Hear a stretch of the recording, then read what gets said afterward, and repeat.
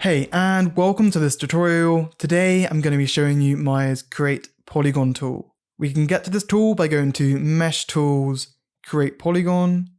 Once activated, our cursor will turn into a cross, and we can then use the left mouse button to click to add a point, much like we do when we create curves. So let's go ahead and create our first point. Just click, and when we add another one, nothing happens yet. But when we add a third, you can see we now get a polygon. 3 points is the minimum we need for a polygon face, as of course we need at least 3 edges for there to be something to get filled. Obviously this is a try, so if we go ahead and click again, we can make a quad.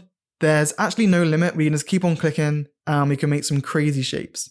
Hit enter to complete our polygon creation. Something to note and what's happening here is that your normals might get flipped, which you can adjust by going to Mesh Display, Reverse.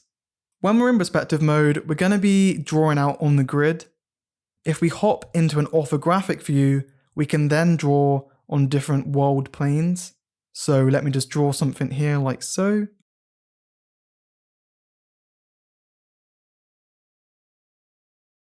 So if I just go ahead and head back into perspective mode, see how that's now been created on that 3D plane, which can sometimes be useful.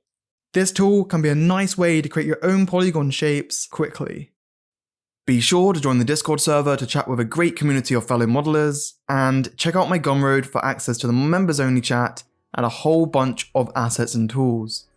Well, thanks for watching. I hope you found this tutorial helpful. If you did, hit the like and subscribe buttons, come chat with me on the Discord, and I'll see you in the next video.